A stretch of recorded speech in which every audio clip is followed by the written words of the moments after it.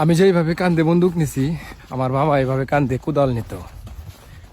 সেই বাপের পোলা হয়ে আমি কান্দে বন্দুক নিয়ে রাশিয়াতে ঘুরতেছি, ইউক্রেনের বুকে। চিন্তা করা যায় পরিস্থিতি মানুষকে কোথায় নিয়ে যায়।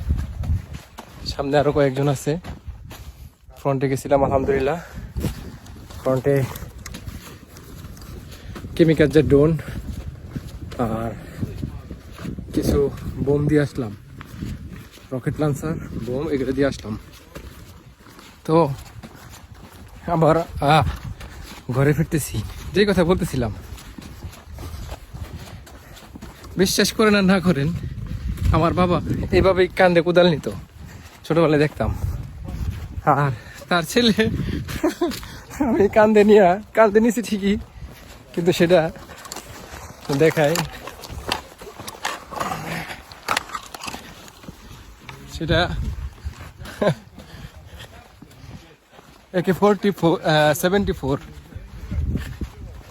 AK-74টা।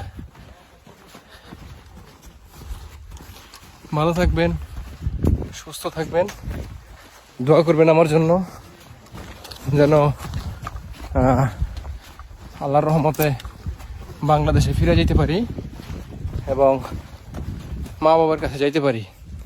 ওইটা ইউক্রেনের ভিতরে, আর ওই পাশে ওইটা হচ্ছে এন থেকে 10 কিলোমিটার দূরে হচ্ছে ফ্রন্ট লাইন, একদম মেন ফ্রন্ট লাইন, যেখানে ইউক্রেনের সৈন্যরা আছে। এখান দিয়েও নিরাপদ না, এখান দিয়ে ওপর থেকে বোম ফালায়।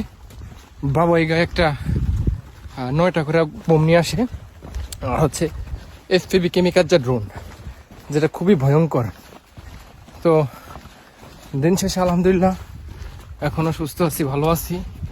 আমার জন্য দোয়া করবেন যেন ভালো থাকি। আল্লাহ হাফেজ। হুররা।